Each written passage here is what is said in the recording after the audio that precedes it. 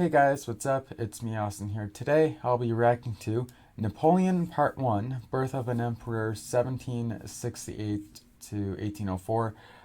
This video is by Geohistory. I highly suggest that you go check them out. It's a channel that makes really well put together history videos. And their videos are also very entertaining as well. So I will put the link to this video that I'm reacting to today in the description below. And I highly suggest you go follow that link, like their video, and subscribe to their channel as well.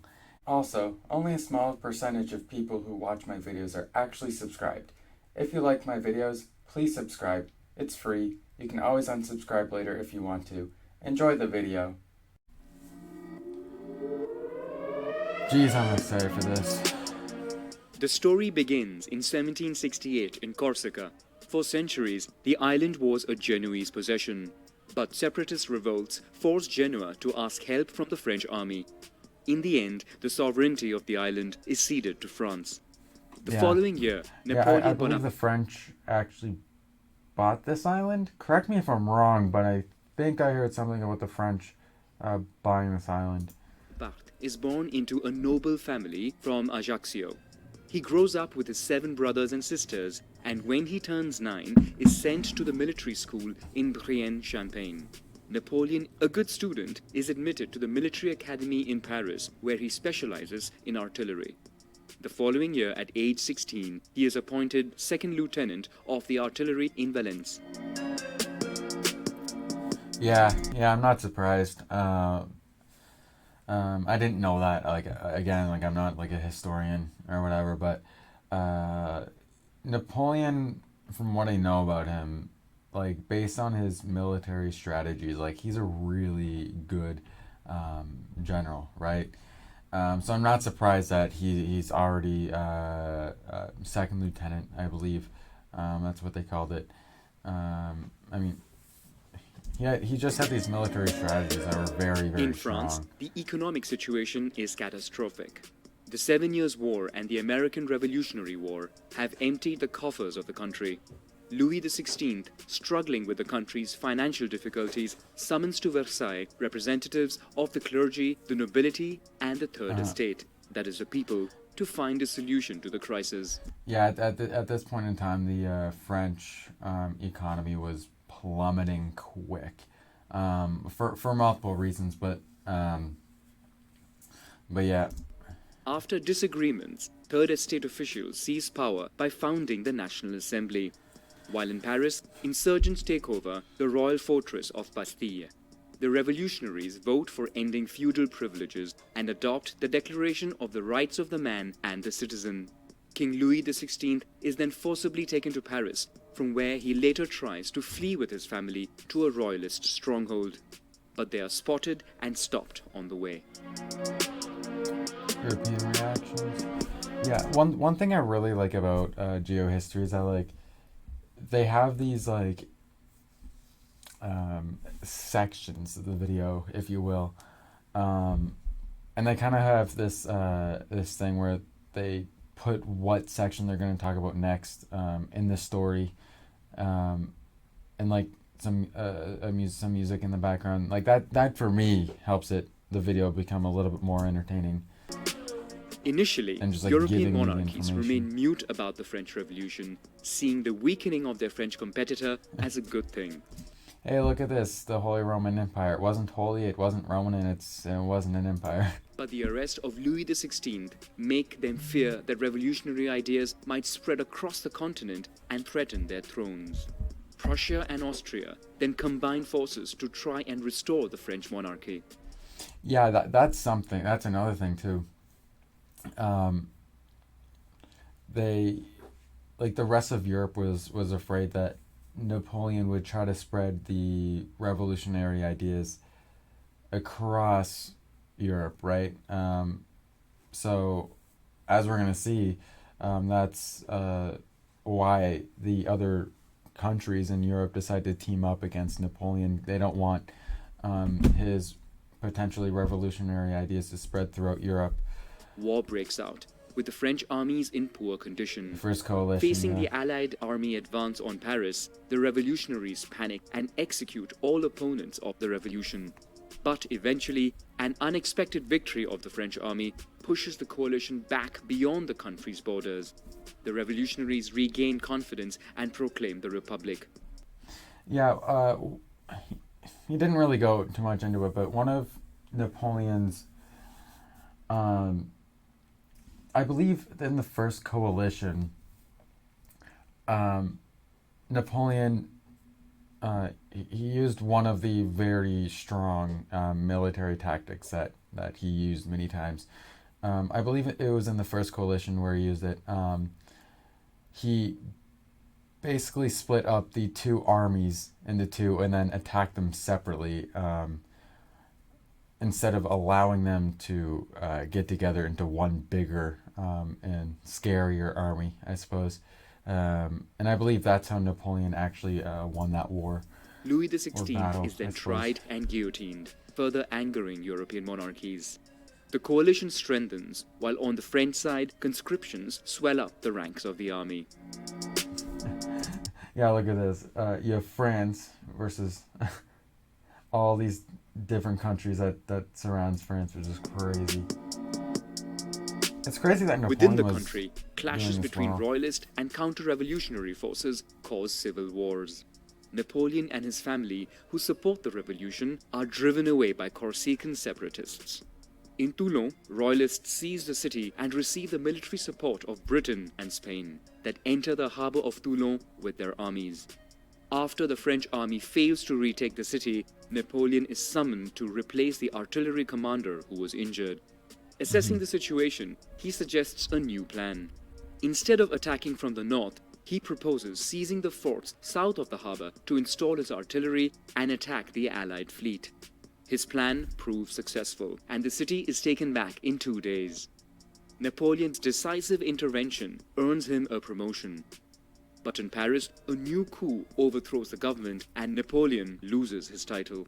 A year later, a royalist revolt breaks out in Paris and he is put in charge of quelling the rebellion, giving him an opportunity to prove his loyalty for the new government. He orders his men to fire on the crowd, killing 200 people and ending the insurgency. As a reward, Napoleon is given command of the French army of Italy. Italian campaign. Before leaving Paris, Napoleon marries Josephine, with whom he had fallen madly in love. She is the widow of a guillotined viscount and a mother of two. Napoleon joins his army, which he finds in poor state. His men are poorly fed, badly equipped, and no longer paid. Napoleon would assume the role of their charismatic leader and motivates his troops by promising them the riches of northern Italy. At this time, two armies are stationed there, a Piedmontese army and an Austrian one. Napoleon is outnumbered and knows that if both armies unite, he would have no chance.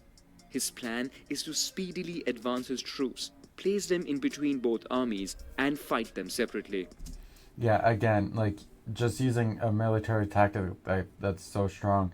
And Napoleon is really famous for one of the reasons why Napoleon is famous in this area especially is the fact that he was able to move around his army so quickly, and I believe the reason why is because he literally his army lived off of the land that they traveled through, so they didn't need to really stop anywhere. They could just take what they needed and just keep going. On April 10, he launches his attack. The plan works, and after a few battles, he defeats the Kingdom of Sardinia.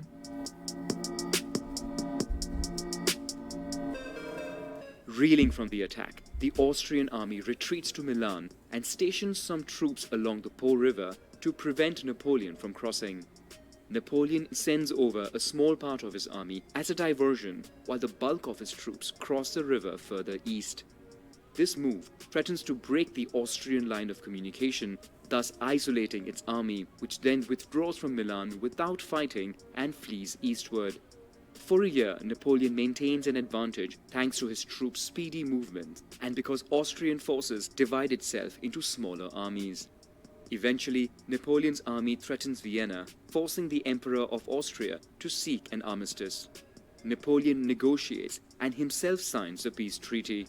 He obtains the annexation of the Austrian Netherlands and pushes the boundaries of the country to the Rhine. Austria receives the Republic of Venice and recognizes the new Italian republics created by Napoleon.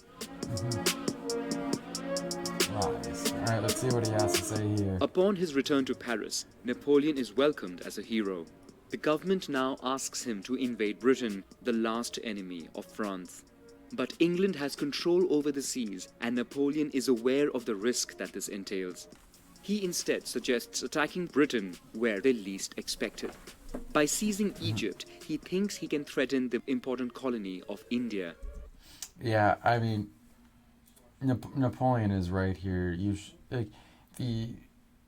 Even back then, the British fleet was very, very strong, if not one of the most strongest in the world. Right? It's going to be very, very challenging to gain an advantage over the Channel here, and from what I've learned, if you want to invade Great Britain from at least from the standpoint of one of the European countries, you need control over, you need superiority over the Channel.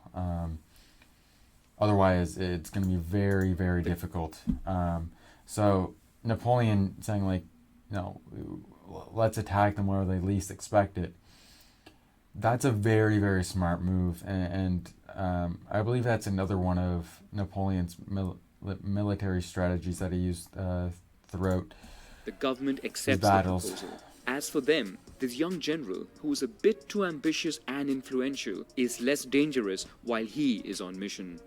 Napoleon leaves from Toulon with hundreds of ships carrying a 40,000-man army. Along the way, he captures Malta, while British Admiral Nelson, not knowing Napoleon's final destination, tries looking for him. Nelson reaches Alexandria before Napoleon and continues searching for him northward. French campaign in Egypt and Napoleon Syria. lands near Alexandria in the Ottoman province of Egypt. He captures the city and then goes on further south. At the gates of Cairo, he defeats the Mamluk army and seizes the city. But in the north, British ships eventually find the French fleet and completely destroy it. Napoleon and his army find themselves stuck in Egypt. This information spreads in Europe and leads to the creation of a second anti-French coalition joined by the Ottoman Empire. Napoleon then goes back to the east, seizing towns along the way, and begins the siege of Akko. But the Ottoman resistance, supported by the British, prevents the city from being captured. Napoleon then hears that the British are preparing for the landing of an Ottoman army in Alexandria. He leaves to fight them and wins the battle with the last soldiers he had available. Hearing about the complicated situation in France, he travels alone, leaving behind his army.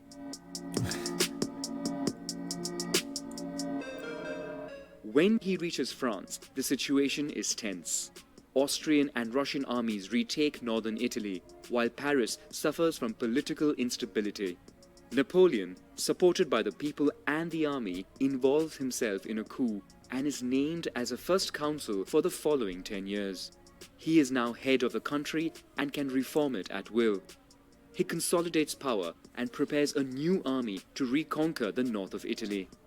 To Austria's surprise, he crosses the Great St. Bernard Pass, usually deemed impassable, and wins a battle against the Austrians. Yeah, I mean, do what your opponent doesn't think you're gonna do. Um, Trying to keep morale high and everything. A second So- victory further north eventually defeats the empire. Within months, a peace treaty is signed by all European powers. It's insane how it almost feels like Napoleon himself is defeating like all these countries, or defeating them to the point where they want to sign a peace treaty. Like him in itself, It's crazy. including the Especially UK, whenever their their numbers are higher. arch-enemy. In France, Napoleon put an end to 10 years of revolutions and instability and is rewarded with the title of lifelong consul. Napoleon takes advantage of peacetime to reform the country. He reforms the administration, economy, and education. He begins writing the civil code and completely restructures the country's army. Beyond France, he continues with his expansionist and interventionist policy by redrawing boundaries at will, which angers other powers, especially the United Kingdom, for whom France is too big a risk. Aware of the situation, Napoleon sells Louisiana to the United States to finance future wars and to prevent the territory from falling into the hands of the British. War resumes, but the UK cannot afford to attack France on its territory and instead decides to focus on diplomatic efforts to rally other powers.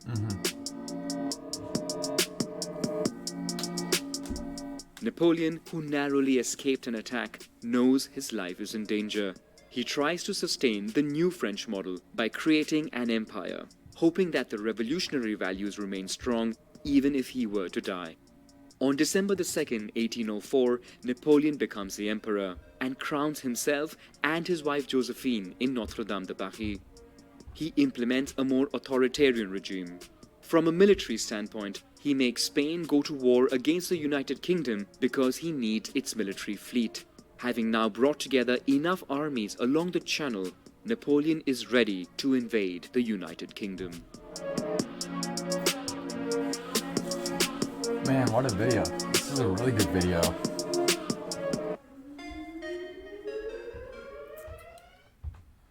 Man, dude, if you haven't already, like, especially if you're interested in history, subscribing to geohistory would be a really, really good idea.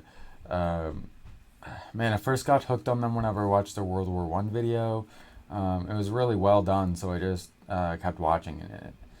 It's kind of crazy how well put together their videos are. But yeah, if you haven't already, I highly suggest that you like the video and subscribe to the channel as well, with post notifications on. That way you don't miss out on any of my future uploads.